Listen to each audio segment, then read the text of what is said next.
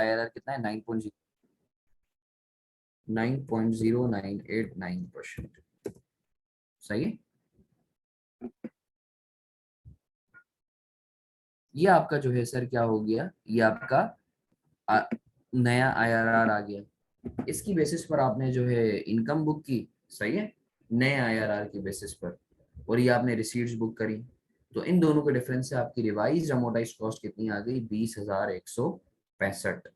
Sir आप entry पास कर लेते हैं। ईयर 2 पे आप एंट्री अमोटाइजेशन की क्या पास करोगे, cash debit, financial asset debit, interest income credit, ये अमोटाइजेशन की एंट्री है।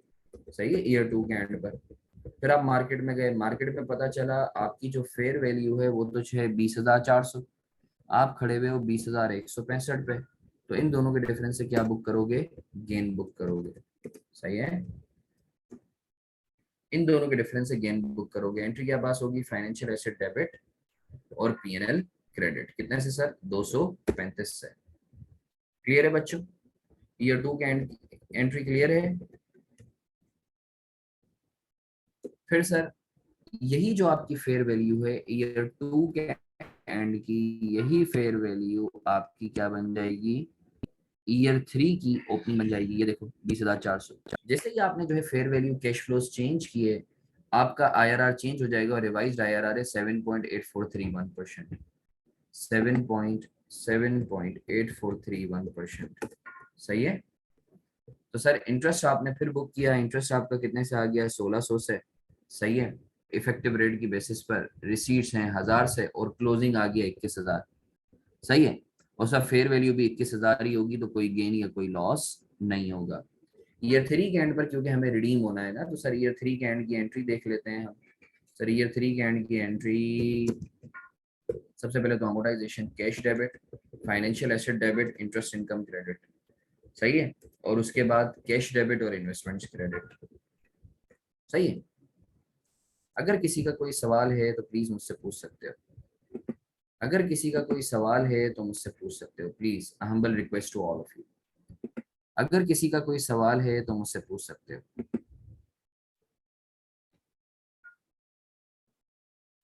एल्स आगे बढ़े। ये फेयर वैल्यू थ्रू PNL वाली चीज ये हमने लास्ट सेशन में की थी। सही है, उसके ऊपर हमने एक प्रैक्टिस क्वेश्चन और कर लिया है। अगर कोई किसी का सवाल है तो मुझसे बात कर सकते हो, else we should move on.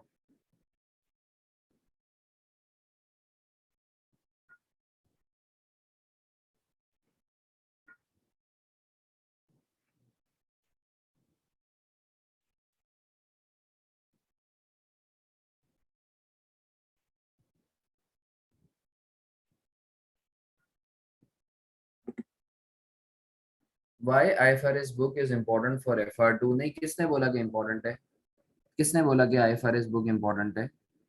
IFRS की बुक बिल्कुल भी इम्पोर्टेंट नहीं है, ठीक है ना। भाई देखो, एक चीज समझो कि आईकेप ने ओपन बुक क्यों रखा है, उसकी वजह क्या है, ठीक है। उसकी वजह ये है कि आजकल के सिनेरियो में जो है वो IFRS जो है ना, वो लोग देखो, जैसे कुरान है ना, असल में हमारी बीइंग अ मुस्लिम हमारी जो मेन किताब है वो क्या है, कुरान है। अब लोग कुरान से दूर होते हैं, ठीक है ना, तो उनको उल्टी उल्टी बातें पता चल जाती है। तो सिमिलरली बीइंग एन अकाउंटेंट, हमारे लिए जो बाइबल है वो है IFRS की किताब।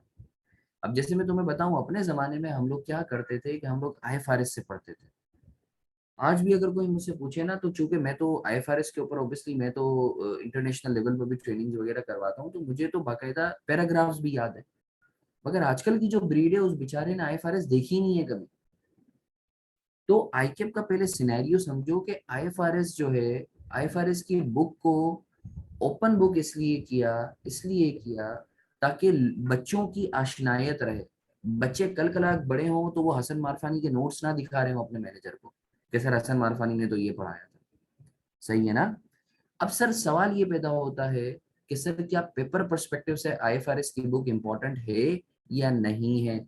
देखो मेरे बच्चों, IFRS की बुक जो है एज अ लास्ट रिजोर्ट आपके पास जो है वो काम आ सकती है पेपर में, सिर्फ डिस्क्लोजर के लिए, कि बाजू का डिस्क्लोजर बनाने के लिए आ जाते हैं।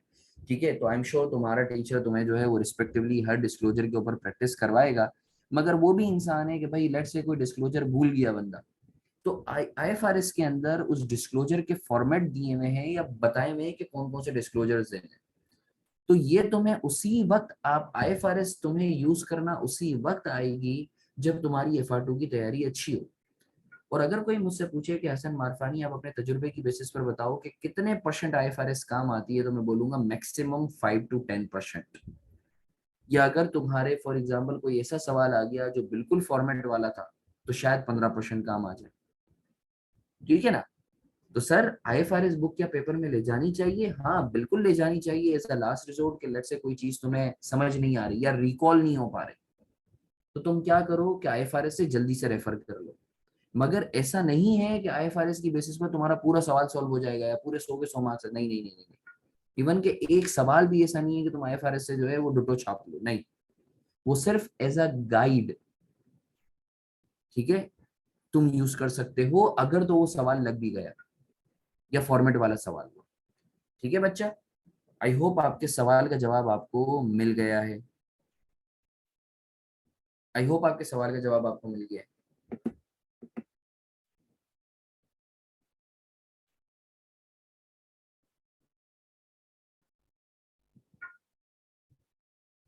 अच्छा सर, आप लोग तस्वीर लेके प्लीज ग्रुप पे डाल दो, हम लोग फर्दर क्विकली आगे बढ़ते हैं। तस्वीर लेके ग्रुप पे डाल दो, हम लोग आगे बढ़ते हैं। मीन भाई सर, अब हम पढ़ लेते हैं क्लासिफिकेशन ऑफ फाइनेंशियल लायबिलिटीज। पहले हमने पढ़ा क्लासिफिकेशन ऑफ फाइनेंशियल एसेट्स, उसको डिटेल में देखा। अब जो हमारा टॉपिक है वो है कि भाई सर फाइनेंशियल लायबिलिटीज भी तो होती हैं, उसको कितने तरीकों से क्लासिफाई करते हैं। तो सर याद रखो कि फाइनेंशियल लायबिलिटीज की दो क्लासिफिकेशन है। आप चाहो तो फाइनेंशियल लायबिलिटीज को फेयर वैल्यू थ्रू P&L पर रख सकते हो, आप चाहो तो अमोर्टाइज्ड कॉस्ट पे रख सकते हो। याद रखो याद रखो याद रखो, financial liabilities by default amortised cost पे होती हैं।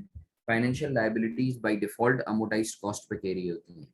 Financial liabilities by default amortised cost पे कैरी होती हैं। हाँ कुछ सिनेरियोज में जो है financial liabilities fair value through P&L पर कैरी हो सकती हैं।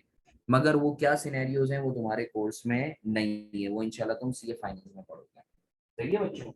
तो अभी हम पढ़ेंगे कि सर फाइनेंशियल लायबिलिटीज जो है वो अमोर्टाइज्ड कॉस्ट पे जब क्लासिफाई होंगी तो हम क्या करेंगे। फेयर वैल्यू थ्रू P&L का सिर्फ एक इंट्रोडक्शन तुम्हारे कोर्स में है फाइनेंशियल लायबिलिटीज का, वो मैं से तुम्हें आइडिया दे दूंगा। डिटेल में फाइनेंशियल लायबिलिटीज किस तरीके से फेयर वैल्यू पर रखी जाती हैं, ठीक है, वो इंशाल्लाह तुम सी फाइनेंस में देखोगे और क्यों रखी जाती है। अच्छा सर, मैं वापस रिपीट कर रहा हूँ, फाइनेंशियल लायबिलिटीज दो तरीकों से क्लासिफाई हो सकती हैं, अमोर्टाइज्ड कॉस्ट पे या फेयर वैल्यू थ्रू P&L पर। हम अभी फिलहाल पढ़ेंगे कि अगर financial liabilities fair value through P&L पर क्लासिफाई अमोर्टाइज्ड कॉस्ट पे क्लासिफाई होंगी तो क्या रूल्स होंगे।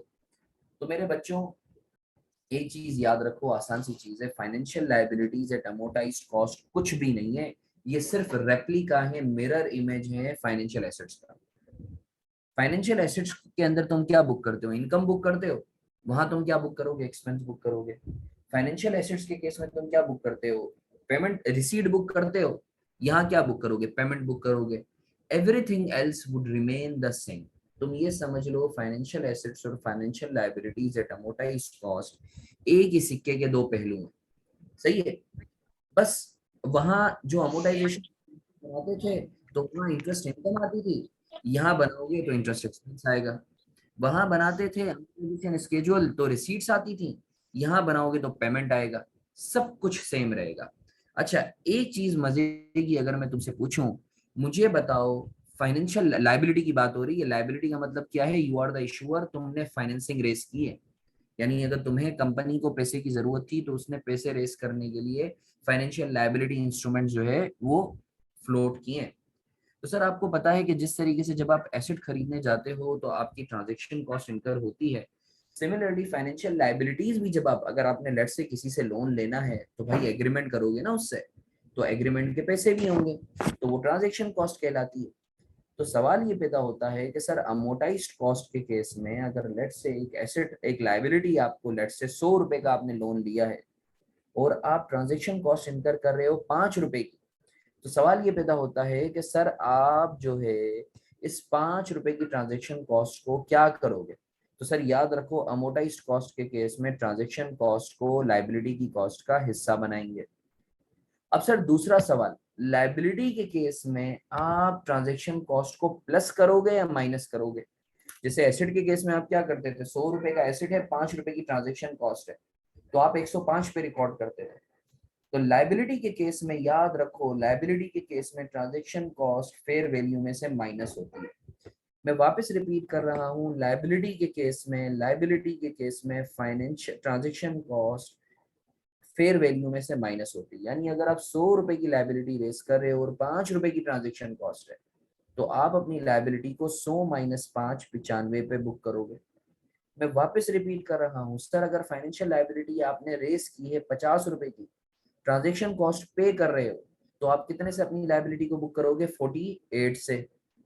मैं वापस रिपीट कर रहा हूँ कि सर अगर आपकी लेट से 150 रुपए की लायबिलिटी, आप 3 रुपए की ट्रांजेक्शन कॉस्ट इनकर कर रहे हो, तो जल्दी से बताओ अमोर्टाइज्ड कॉस्ट के केस में फाइनेंशियल लायबिलिटी को कितने से बुक करोगे?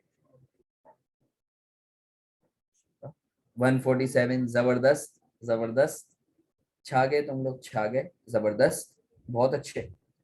अब सर ये लॉजिक क्या है, ट्रांजैक्शन कॉस्ट को आप माइनस क्यों करते हो अमोर्टाइज्ड कॉस्ट के केस में? तो मेरे बच्चों एक आसान सी चीज बताओ, वही वाली बात जरा मेमन बन के सोचो। तुम्हें अगर 100 रुपए के लिए 10 रुपए देने पड़ रहे हैं, यानी तुम अगर लाइबिलिटी रेस करते हो 100 रुपए की, सही है ना, इसको ऐसे एग्जाम्पल ले लो, मैं माइनस क्यों करते हैं इसकी मैं तुम्हें लॉजिक बता देता हूँ। सर लेट से अगर तुम 100 रुपए की लाइबिलिटी रेस करते हो और उसके ऊपर 10% का सूद, 10 रुपए का सूद देते हो, इंटरेस्ट देते हो, सही है ना, तो तुम्हारा रेट कितना आ रहा है? 10%। अब लेट से लाइबिलिटी तुमने रेस की है 100 रुपए की और ट्रांजेक्शन कॉस्ट इनकर की है तुमने 5 रुपए की, तो अगर तो तुम प्लस करोगे तो तुम क्या बोलोगे, तुमने 105 रुपए की पैसे मिले तुम्हें और 10 रुपए तुमने दिए, तो इफेक्टिवली तुम्हारी कॉस्ट कितनी होगी? 10 को डिवाइड बाई 105 करो, कितना आ रहा है? 10 को डिवाइड बाई 105 करो, कितना आ रहा है?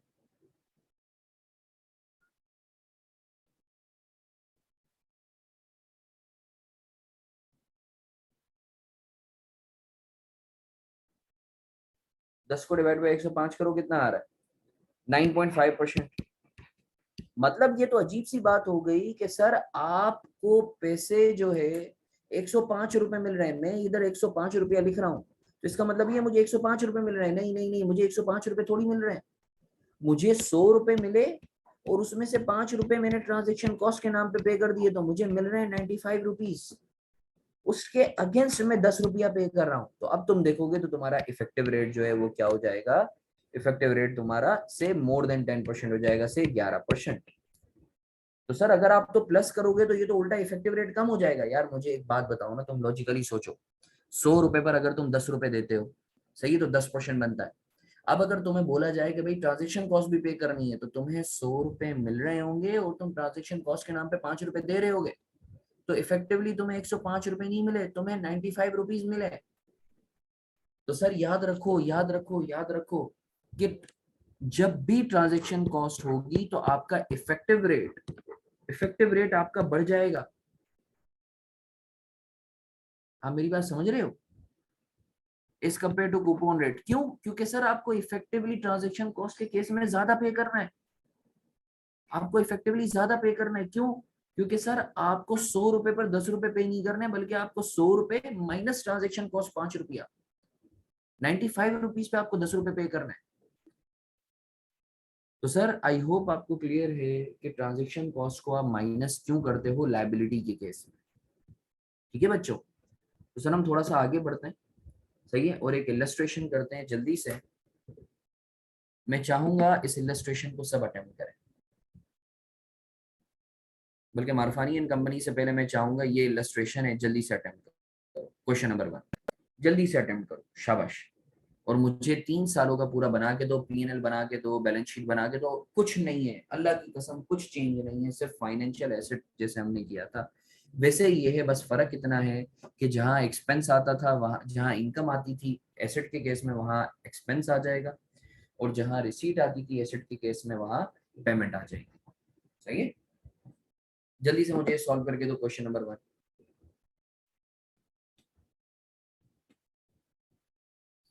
सर ट्रांजैक्शन कॉस्ट क्यों माइनस करते हैं, इसमें आपको थोड़ा सा मेमन बन के सोचना पड़ेगा ठीक है, देखो बच्चों, अगर तो लेट से आपको बोला जाता है आपको 100 रुपए मिल रहे हैं और आपको उसके ऊपर 10 रुपए देने, तो 100 रुपए पर 10 रुपए देने, तो इफेक्टिवली आपको रिटर्न कितना देना है? 10% देना है। अब अगर आपको बोला जाता है कि भाई 100 रुपए आपको मिलेंगे मगर आपने ट्रांजेक्शन कॉस्ट भी इनकर करनी है 5 रुपए की, सही है ना? देखो मैं इधर बता दू, केस 1, अगर आपको बोला जाता है आपको 100 रुपए मिलेंगे और उसके ऊपर आपको 10% देना पड़ेगा, 10 रुपए देने होंगे, तो इफेक्टिवली रेट कितना आ रहा है? आपको इफेक्टिवली जो पेमेंट करनी है वो 10% पे करनी है, आया रहा है। अब अगर आपको बोला जाए कि यार आप 100 रुपए आपको मिलेंगे और ट्रांजेक्शन कॉस्ट आपको 5 रुपए की पे करनी है, तो इफेक्टिवली हो क्या रहा है कि आपको 100 रुपए मिल रहे हैं और आप 5 रुपए पे कर रहे हो, ट्रांजेक्शन कॉस्ट पे करते हो ना, तो आप 100 रुपए माइनस 5 रुपए करोगे ना भाई, ट्रांजेक्शन कॉस्ट पे करते हो, आपको मिल थोड़ी रहा है, प्लस करने का मतलब ये 5 रुपए भी आपको मिल रहा है, सही है? तो इफेक्टिवली जो है आपको 95 रुपीज मिल रहा है और उसके ऊपर आप 10 रुपए पे कर रहे हो, सही है ना? ये तो वैसे ही आ गया। तो तुम इसको मदिया ऐसे समझ लो कि आप आपको 100 रुपए मिले, फिर आपको बोला गया कि ट्रांजेक्शन कॉस्ट पे करो, तो इफेक्टिवली आपको कितने मिले? आपको 100 थोड़ी मिले, आपको 100 - 5 95 मिले। अब अगर आप प्लस करते हो तो आप क्या बोल रहे होगे? आपको 100 और 5 105 रुपए मिले, हालांकि ऐसा नहीं है। ठीक है सर, जल्दी से क्वेश्चन नंबर 1 सॉल्व करेंगे, शाबाश, जल्दी जल्दी सॉल्व करेंगे, जल्दी जल्दी। जो 1 कर ले वो 2 करे, जल्दी जल्दी सॉल्व करेंगे, शाबाश, जल्दी जल्दी सॉल्व करेंगे, शाबाश,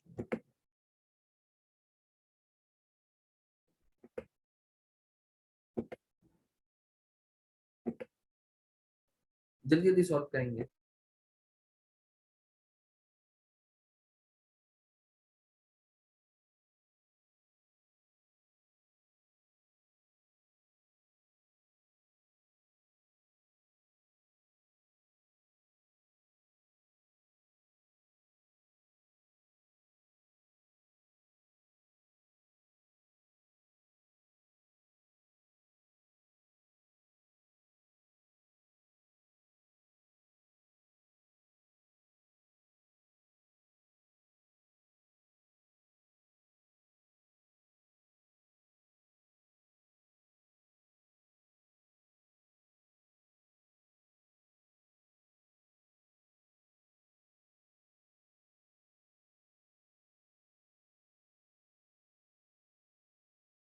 मैं करवाऊं या कर रहे हो? क्वेश्चन नंबर 1 मैं करवाऊं, जो क्वेश्चन 1 कर ले वो क्वेश्चन 2 करे, जल्दी जल्दी करेंगे ये। अब हम फाइनेंशियल लायबिलिटी के केस में देख रहे हैं।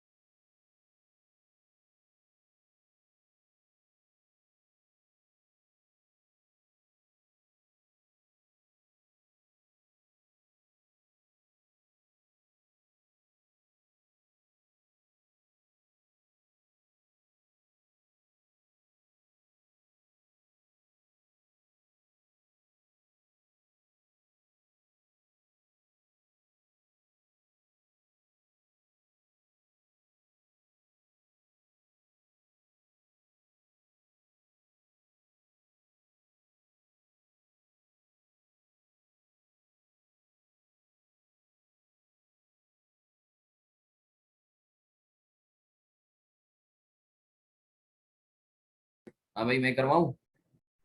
मैं करवाऊँ?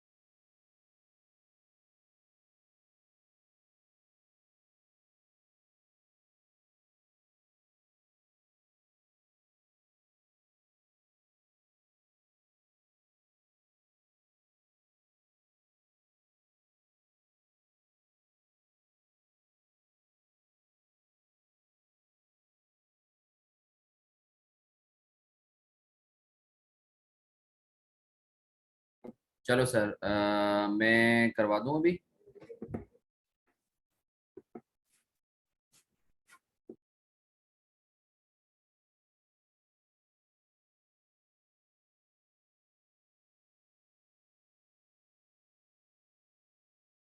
जबरदस्त, क्वेश्चन नंबर 1 हो गया। That's really amazing of you. Sir मैं जल्दी से इसको करवा देता हूँ, आप जरा देख लेंगे।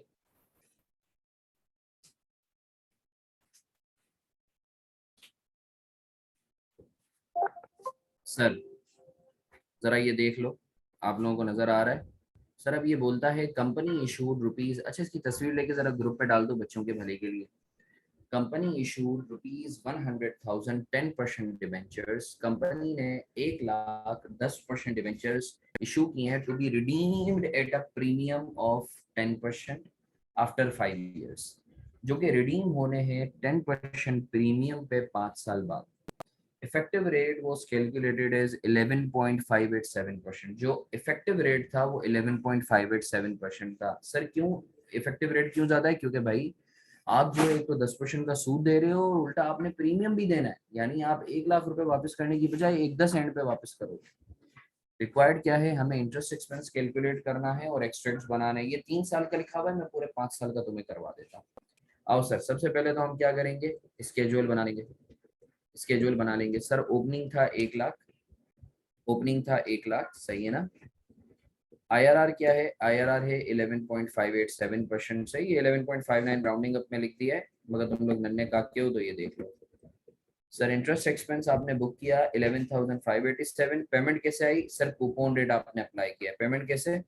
Coupon rate into face value. सही है ना? हमने ये मंजन भाई मारफानी में ये चीज देखी भी है। 10% के हिसाब से सर एक्सपेंस बुक कर रहे हो 11,587, पेमेंट कर रहे हो 10,000, तो इन दोनों के डिफरेंस से, इन दोनों के डिफरेंस से क्या हुआ? आपका क्लोजिंग बढ़ गया। मानते हो या नहीं मानते? अमोटाइजेशन की वजह से आपका क्लोजिंग बढ़ गया। यही आपका ओपनिंग बना दो ईयर 2 का। ये एक्सपेंस बुक किया आईआरआर की बेसिस पर। आईआरआर को कूपन रेट आउटस्टैंडिंग अमाउंट से ओपनिंग से आपने मल्टीप्लाई किया तो इंटरेस्ट एक्सपेंस आ गया। रिसीट पेमेंट आपने बुक की 10,000 से, और इन दोनों के डिफरेंस से आपका क्लोजिंग आ गया। फिर यही आपका ओपनिंग बना, और देखते ही देखते ईयर 5 के एंड पर ये आप देखो एक 10 बन गया, एक 10 बन गया। यू वुड अप्रिशिएट कि देखो 5 सालों तक 10,000 का सूद पे कर रहे हो आप 50,000, और एंड के टाइम पे आपने 10,000 का प्रीमियम भी पे करना है, तो इफेक्टिवली आपकी कॉस्ट कितनी है?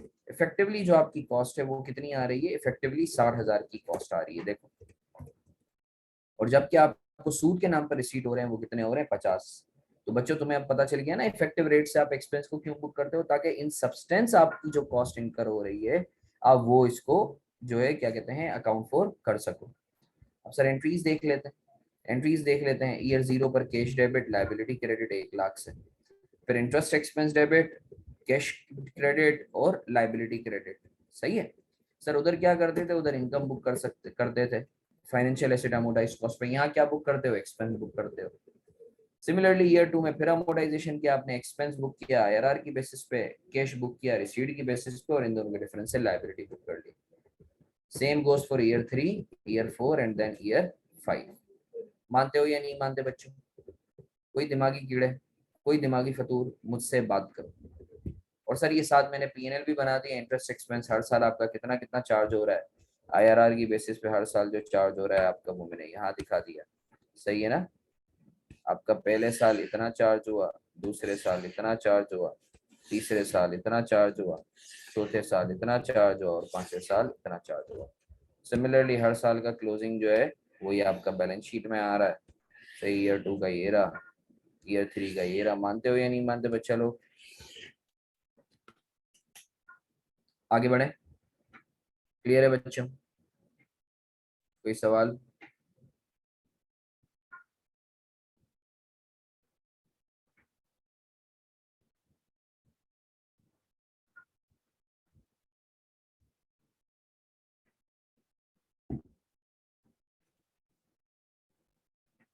अच्छा सर, अच्छी बात है। इसकी तस्वीर लेके ग्रुप पे डाल दो। अच्छा, क्वेश्चन नंबर 2 और क्वेश्चन नंबर 3 होमवर्क है। सही है। मैं चाहूंगा इसको घर से अटेम्प्ट कर लो। क्वेश्चन नंबर 2 और क्वेश्चन नंबर 3 ये मैंने ऑलरेडी तुम लोगों से शेयर किया हुआ है। अब एक क्वेश्चन में दे रहा हूँ। सही। क्वेश्चन 2 और क्वेश्चन 3 ये घर से कर लोगे, इसके सॉल्यूशन मैं तुम लोगों को दे दूंगा। अब एक क्वेश्चन दे रहा हूँ, इसको जल्दी से अटेम्प्ट करो। एक क्वेश्चन दे रहा हूँ, मारफानी एंड कंपनी। ये बड़ा जबरदस्त क्वेश्चन है, जबरदस्त क्वेश्चन है। इसको अटेम्प्ट करो, जल्दी से अटेम्प्ट कर लो। ये बहुत अच्छा क्वेश्चन है।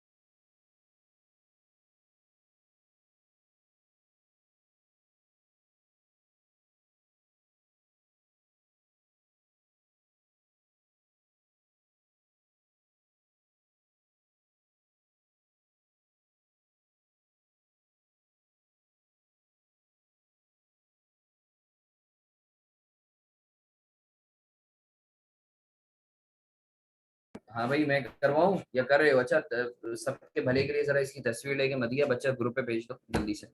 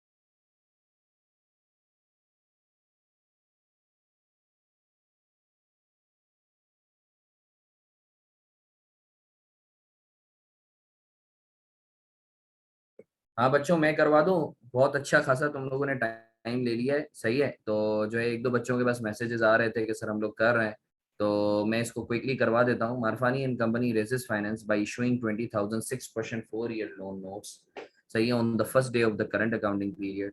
The loan notes are issued at a discount of 10% and will be redeemed after 3 years at a premium of 1015। ये बता रहा है कि भाई जो इशू होंगे वो डिस्काउंट पे होंगे और रिडीम होंगे 3 साल बाद। प्रीमियम होगा जिसका 1105, 1015। इफेक्टिव रेट जो है वो 12% है। इशू कॉस्ट का मतलब है ट्रांजेक्शन कॉस्ट 1000 रुपए की है। अब रिक्वायर्ड है हमें बताना है कि भाई किस तरीके से मार्फानी एंड कंपनी जो है वो अपनी बुक्स में इस लोन को अकाउंट फॉर करेगी। ठीक है, तो आओ बच्चों इसको जल्दी से हम लोग कर लेते हैं।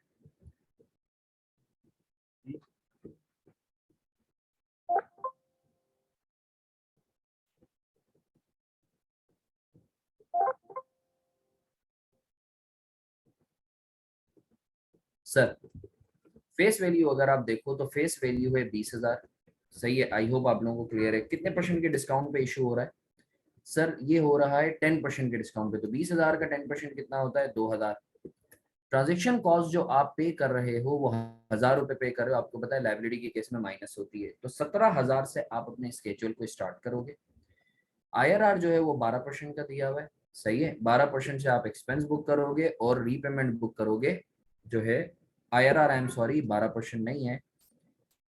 अच्छा आईआरआर 12% है और कूपन रेट 6% है। कूपन रेट 6% है, सही है, 6%। ये 1200 कैसे आया सर? 20,000 पे आपने 6% लगाया। 1200 कैसे आया सर? 20,000 पे 6% लगाया, सही। अच्छा सर, तो फिर ये आपके पास क्लोजिंग आ गया 17,840, यही ओपनिंग बन गया। इस सवाल में जो सबसे सबके पैसे थे ना वो एक्चुअली सिर्फ इसी चीज के पैसे थे कि आपको ये वाली फिगर निकालनी थी कि आप डे 1 पे कितने से बुक करोगे, 17,000 से। फिर ये ओपनिंग बन गया अगले साल का, ईयर 2 का। फिर आपने आईआरआर की बेसिस पर बुक किया एक्सपेंस, फिर आपने पेमेंट बुक करी 1200 से, ये क्लोजिंग आ गया। फिर ईयर 3 का ओपनिंग बन गया, फिर आपने वो एक्सपेंस बुक किया आईआरआर की बेसिस पर, पेमेंट बुक करी कूपन की बेसिस पर, ये क्लोजिंग आ गया। फिर इसी तरीके से ईयर 4 का ये ओपनिंग बन गया, सही है ना, जैसे हम अमोर्टाइजेशन स्केड्यूल बना देते हैं। और सर नीचे एंट्रीज बना दी हैं, सही है। I would like all of you to pay an attention. Sir आपने इधर एंट्रीज बना दी हैं, सही है। मैं एक काम करता हूँ, इसको उठा के यहाँ लिख देता हूँ।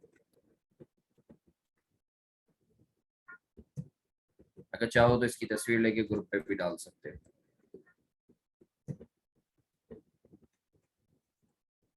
सही है। आई होप आपको क्लियर है बच्चा। कोई सवाल है तो प्लीज मुझसे पूछ लो, else we should move on.